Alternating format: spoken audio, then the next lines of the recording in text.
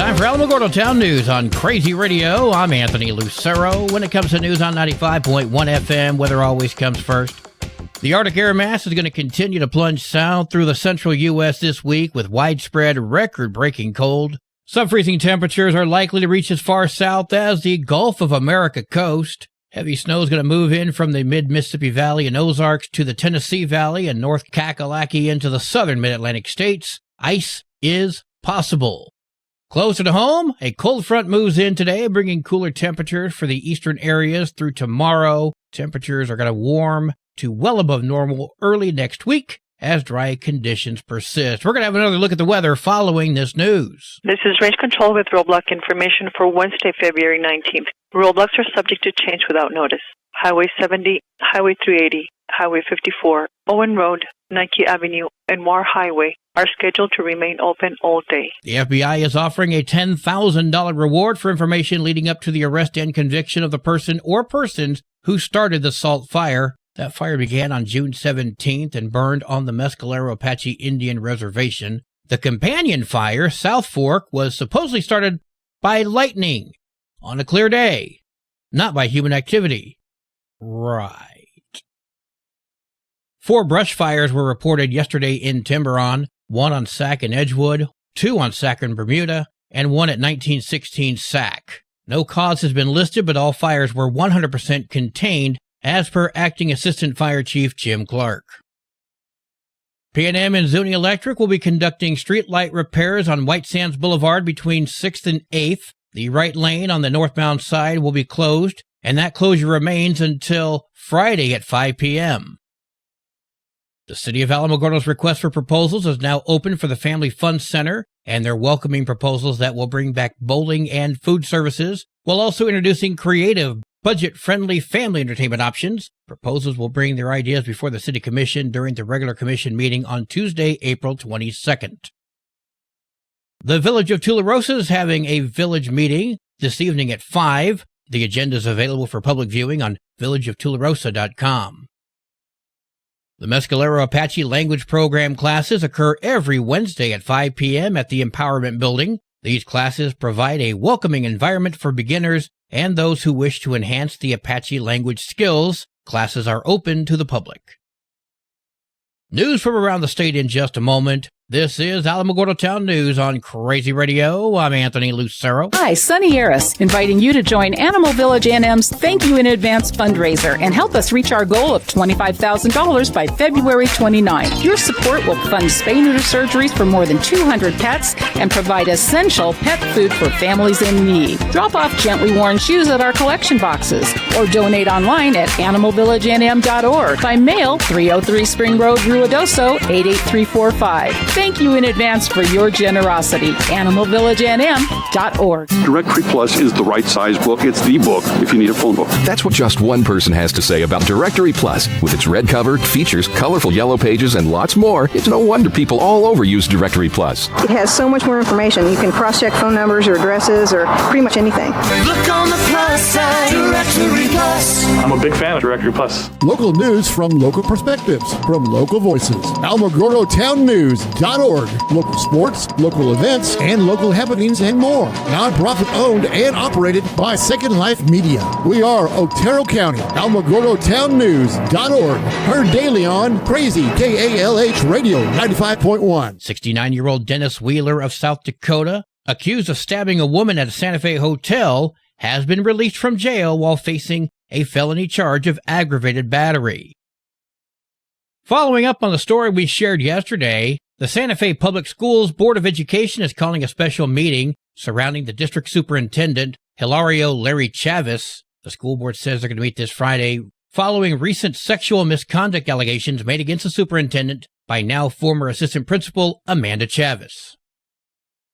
Senate Bill 36, a sensitive personal information non-disclosure bill, passed on a 4-3 vote in the Senate Judiciary Committee. The 2-part bill prohibits state agencies from disclosing personal information for immigration and LGBTQ statuses. This does include one's national origin. It specifically targets the Motor Vehicle Division from disclosing sensitive data in efforts to protect immigrant rights. The MVD portion of the bill is really just to stop MVD from selling that data to anybody who would be using it for immigration purposes. State Senator Antoinette Cedillo Lopez speaking with KOAT. It would be immoral to ask people, for example, to get their ITIN, pay their taxes, get insurance, get a license, and then turn them over to ICE. Immigrant rights advocacy group Somos Un Pueblo Unido Executive Director Marcela Diaz believes SB 36 is a step in the right direction. What we're really trying to do is ensure that folks who are following the rules aren't afraid that that information is going to get to ICE under this administration for the purposes of civil immigration status, putting them in detention, deporting them, separating them from their kids, and ultimately destabilizing our economy because immigrant workers are such a big part of key industries and our economy here in New Mexico. State Senator Nick Paul released a statement. It reads, I have significant concerns regarding Senate Bill 36, which seeks to restrict the disclosure of certain personal information by state employees. While the protection of sensitive data is paramount, this legislation could impede transparency and hinder collaboration with federal agencies, particularly those enforcing immigration laws. The bill's prohibition on sharing information related to individuals' immigration status may conflict with federal statutes and could undermine our state's commitment to upholding the rule of law. Senator Paul, that's exactly the purpose of this bill. 3 months ago, state auditors released a report detailing wasteful spending by Western New Mexico University leaders. New Mexico Attorney General Raul Torres assembled a plan for state lawmakers to lay down the law on public university leaders. But state lawmakers are only willing to go so far. A House committee did approve Torres' proposed constitutional amendment, adding new fiduciary responsibilities for university regents and making it easier to remove problematic regents. We also need to clarify fundamentally what their responsibility is. And their responsibility is to the taxpayers of New Mexico, but fundamentally the students who go to these institutions. A bill adding new training requirements for university regents also cleared the state Senate with unanimous support, but it seems that's as far as some state lawmakers are willing to go, at least for right now. The debate over Torres' other higher education reform proposal, which would require the state to review and approve contracts for university regents and other administrators, faced significant pushback from the Senate Education Committee. State Senator Martin Hickey. I think this guardrail will be counterproductive to the quality of education, higher education in the state. Despite testimony from the AG's office and the Higher Education Secretary, the committee still voted to kill that bill. That same committee also got pretty heated over a funding bill for UNM and NMSU. The proposal would give both universities an extra $2.5 million to help fund their athletics programs. But it specifically stated New Mexico State's funding must be used to hire a new athletics director with at least 5 years of experience with name, image, and likeness policies. The committee got rid of that requirement and eventually approved the funding bill. The controversy over the spending scandal at Western New Mexico University and lawmakers calling for increased transparency and accountability for university regents doesn't seem to be resonating in Santa Fe. Governor Michelle Lujan Grisham nominated her brother, Greg Lujan, to serve as the regent at New Mexico Highlands University, which kind of feels like a conflict of interest. The governor officially nominated her brother in an executive message to the state Senate leaders, who would have to make the final decision. Is he really right for the job, though? State Senator Jim Townsend spoke with KOB. I met with Gregory, nice guy. I have absolutely no issue with him politically. I think it's very difficult. And I told him, quite frankly, you come into a committee room with people knowing you are the brother of the governor. We have nepotism rules that protect school boards all over. I don't think this will go over very good. And it probably will be an uncomfortable time for you. It's not clear if the Senate committee in charge of debating these appointments is even planning on discussing this. But state senators have already approved several other appointments this year.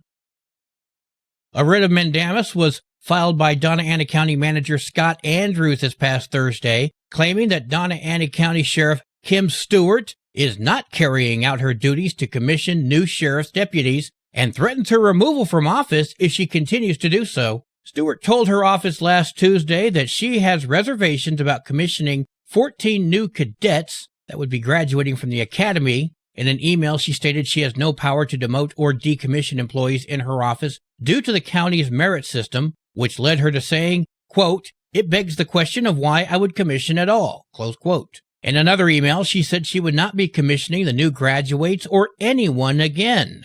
The county attorney attempted to have a meeting with her the next day and the day after, but both attempts were unsuccessful. Commissioning new deputies is required and necessary for the safety of the county. Sports and weather are coming up next. This is Alamogordo Town News on Crazy Radio. I'm Anthony Lucero. They are role models and educators. Their work requires a great deal of time and energy for very little pay. Who are these unsung heroes? Thanks, Coach. Thanks, Coach. The simple truth about education-based athletics in New Mexico is this. Without a committed team of coaches and administrators, they just wouldn't be possible. School sports, they bring out the best in all of us. This message presented by the New Mexico Activities Association and the New Mexico Athletic Directors Association. There are 8 games for New Mexico girls basketball today, including Carrizozo at Mountain Air, and 12 games for New Mexico varsity basketball, including Carrizozo at Mountain Air. Your Crazy Radio spot-on weather forecast for the Tularosa Basin today calls for sunny skies, winds gusting up to 18 miles per hour, mostly clear tonight, mostly sunny tomorrow, winds gusting up to 17. Your high today in the basin, 60, low tonight of 34, high tomorrow, 59 degrees. In Cloudcroft, sunny skies today, winds gusting up to 18 miles per hour. Mostly clear tonight, winds gusting as high as 14. Sunny tomorrow, winds gusting as high as 25. Your high today in Cloudcroft, 44. Wind chill is going to make it feel like it's 21. Low tonight of 30. Wind chill is going to make it feel like it's 23. High tomorrow, 45. Wind chill is going to make it feel like it's 28 degrees. Local breaking news can be found on our website, alamogordotownnews.org, and you can learn more about Crazy Radio by visiting kalhradio.org. Also, check out the Crazy KALH Radio YouTube channel. That's where we post our daily newscasts, complete interviews, and other information which concerns everyone in the Tularosa Basin. Be sure to give this video a like and subscribe to our channel if you've not done so already. That way you too can remain informed of the goings-on in the Tularosa Basin. And that concludes today's edition of Alamogordo Town News on Crazy Radio. I'm Anthony Lucero.